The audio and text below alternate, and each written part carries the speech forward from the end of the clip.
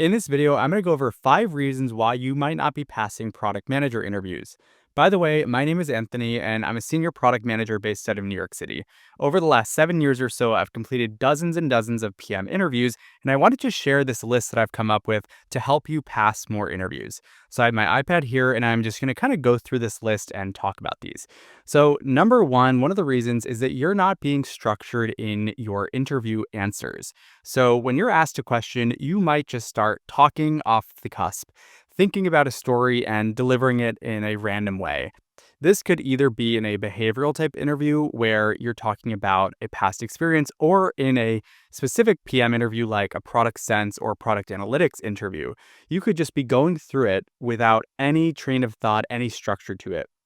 And the reason why this is bad is because product manager interviewers are looking for structure. They want the product managers that they hire to think clearly, to think methodically, to really break something down into step by step phases or aspects of the answer or the projects that they're working on. So if you're delivering your answer in a very chaotic way where you're going all over the place, you're touching on one aspect of it and then you're jumping to another, and there isn't a clear train of thought, this is going to come off as a red flag to the interviewer. So, one of the ways that I recommend you really approach this in the right way is using some type of framework like the N plus star plus TL method, which I've gone over on my channel, or using a framework in a PM interview like product analytics, strategy, product sense, stuff like that. One thing to note on the frameworks, though, is that they should be a guideline. You shouldn't strictly follow them and announce kind of the steps that you're taking, but they should help you to create some type of structure. And what this means is when the interviewer is actually listening to your response, they're taking a lot of notes on what you say because they might be doing a ton of different interviews. So they have to take notes on what you're saying.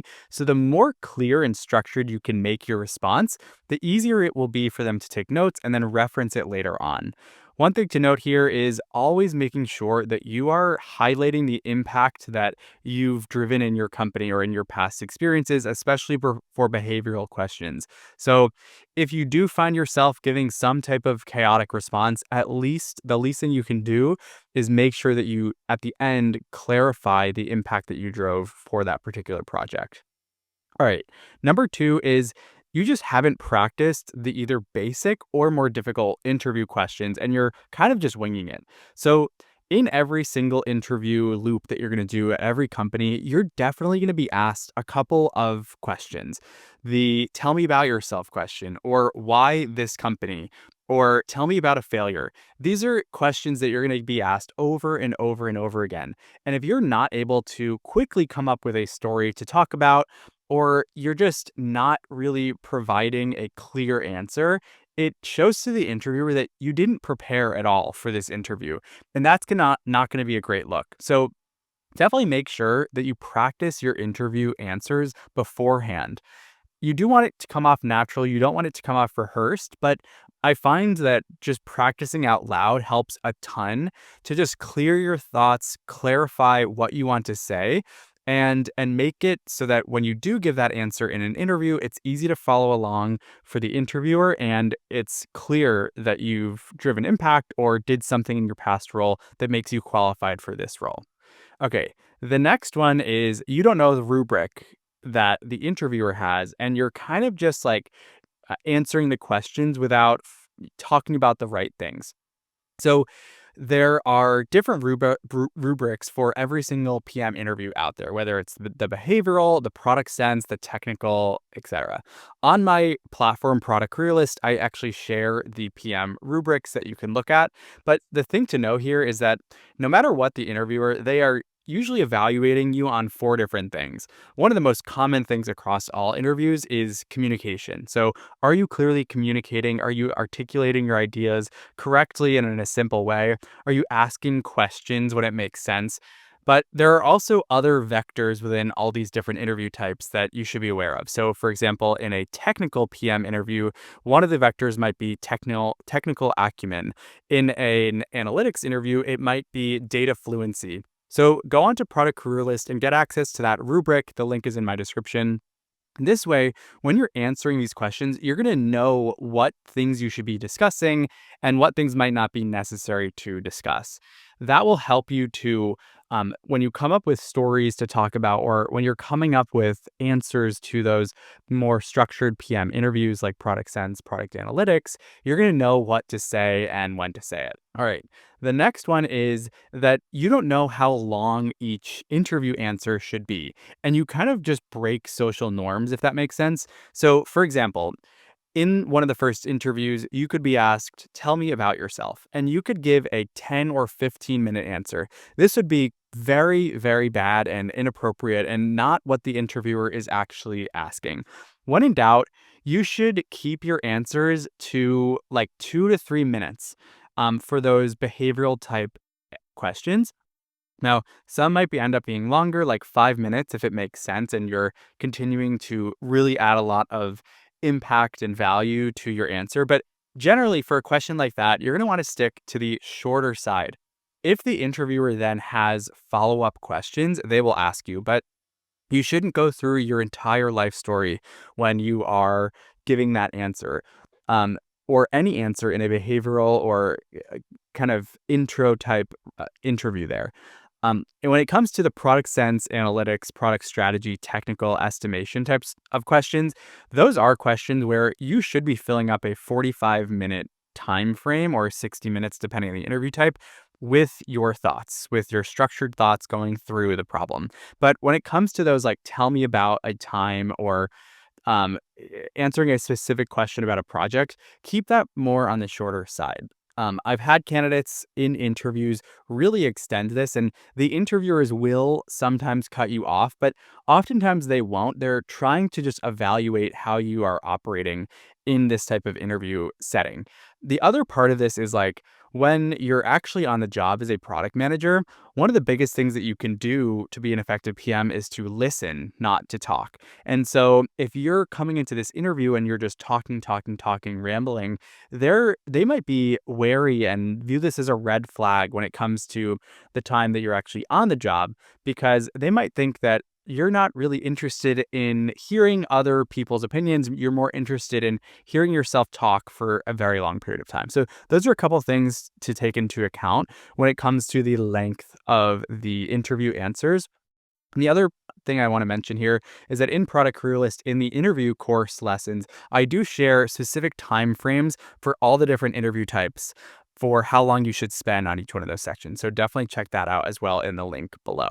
And then the last kind of reason, and I'm going to break this down into a couple, is that you're just giving them red flags. I already touched on a couple of red flags earlier in this video, but here's a couple more that you want to avoid. Number one is overemphasizing achievements. So product manager interviewers have been around for a while. They've done a lot of product work. They've shipped a lot of features. They've done tons of projects. They've worked with tons of stakeholders by the time they're interviewing other people. And so they're going to be able to see whether or not the story that you're giving is actually realistic or not. So you don't want to go out there and say that you know, saved the company from its demise and you drove $1 billion in revenue and you increased the conversion rate by 1,000%.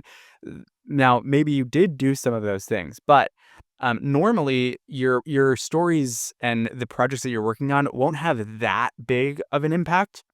And you want to make sure that the impact that you're sharing is actually realistic, actually true. You don't want to overemphasize the results of the projects that you worked on, and you want to make it realistic. One of the biggest things that product managers can do in their career that makes them stand apart is learning from their mistakes, learning from past experiences. Not every single project is going to be this massive win. Some will be failures, some will be small wins, very, very small wins, medium wins, huge wins. And when you're telling these stories, you want to keep it realistic to what actually happened.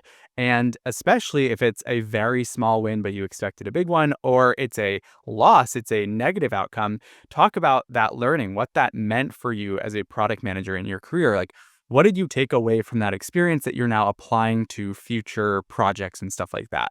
And the other part of this is um, related to the second piece, but you don't want to take too much credit for the projects and things that you've done. You're always working with a team of specialists, with engineers, with designers, with data analysts. Now, you should talk about the work that you're doing, especially for these projects, but you don't want to take credit for things that other people did. So if the engineer is the one actually building the feature and maybe coming up with some of the logic for a feature, you don't want to say that you came up with the logic. You should always say that like you worked together with the engineer on your team to build out a logic set because of XYZ reasons. Or you worked with the designer or you worked with the data analyst to drive insights for your product area.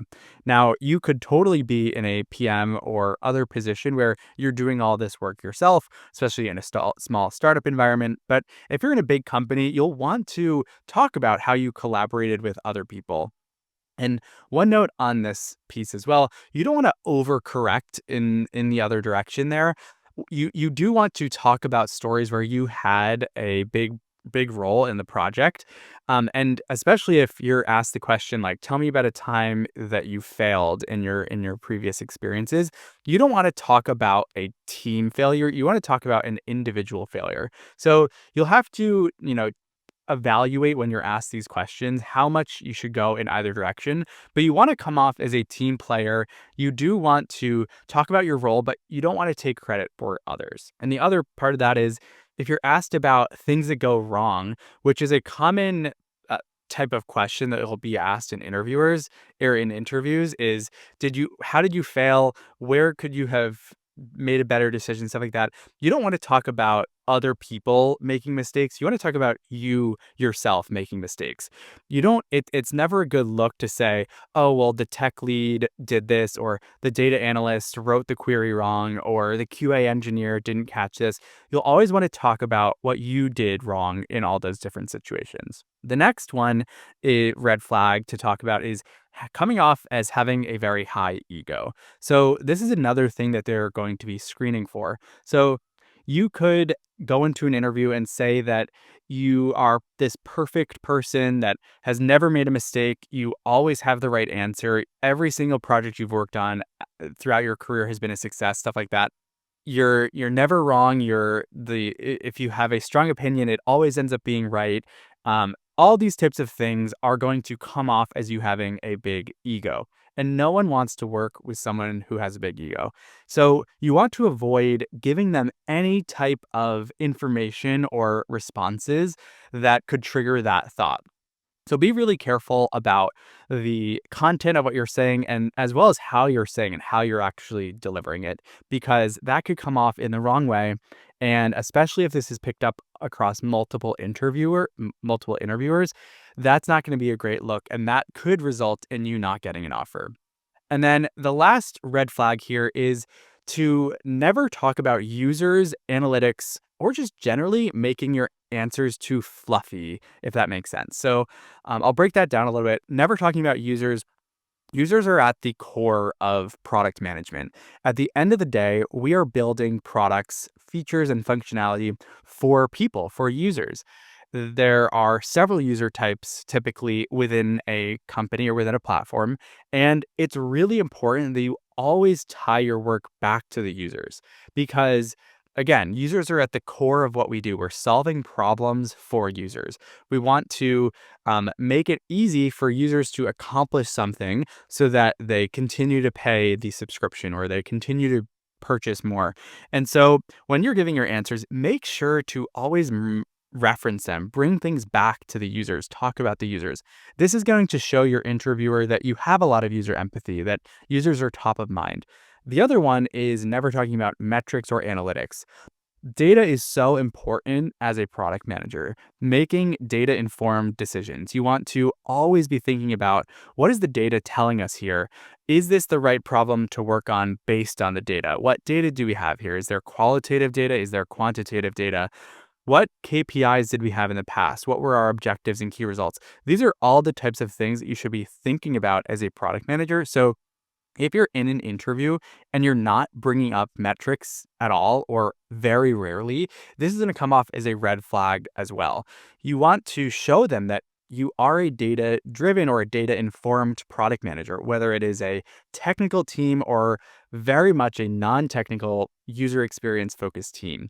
This is going to make it them more comfortable that when you come into their organization, you're going to be able to understand the metrics that they're tracking and work towards the same goals.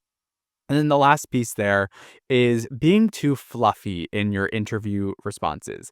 So, what this means is when you're asked a question, you could either give a super detailed technical explanation of the project that you're working on, and that actually won't be too great unless it's maybe a very technical PM role. But going too into the weeds, too many details, too many acronyms is going to hurt you. On the other end of the spectrum, there, you could be too fluffy. You could talk at a very, very high level about the project or the work you did without giving too many details and just kind of making it seem all amazing and great. And either end of those spectrums are not going to be good. You want to be right in the middle where you're giving enough technical detail or detail about the decisions that you made without being too specific and too granular, but not being too high level. So, to give you an example there, let's say that you worked at Airbnb in the past and you were on the search team. So, an example of a fluffy answer would be, yeah, so one of the problems we were experiencing was users weren't really deciding to click into the listings on Airbnb search results page. So what I did was I kind of talked to some users. I decided that one of the biggest things was just the pictures weren't great. So we did an experiment to highlight better pictures, and that increased our conversion rate. This is like too high level, too fluffy, and it's not going to come off great. You didn't really give any detail about the work that you did, how you identified that insight in the first place, how you ran the experiment, stuff like that. On the other end of the spectrum, you could give an answer like, yeah, so what we did is we took all the pictures in a market and we worked on analyzing all of those pictures. The way we analyzed these pictures was by a 10 vector scale. So one of the vectors was the brightness level in the photo. The second was the quality, how high quality or low quality was the photo. The third was the contrast. The fourth was the aspect. I mean, going into all of that detail maybe sometimes would be worthwhile if you're asked repeated questions or if you're asked just about one project in an entire interview. But if you're asked about something like that and there's going to be multiple different questions in your interview, you don't want to go into that much detail. You want to talk at a high level about the vectors, how you did that evaluation, how you did the experiment, and moved forward with the decision. So hopefully that example made sense of like too technical to too fluffy. You're going to want to be in the middle there. And again, it goes to an appropriate time or response time for these interview questions. So you don't want it to be a 10-minute answer. You also don't want it to be a 30-second answer. So think about how can you share this story in about 3 minutes, 3 to 5 minutes, depending on the question.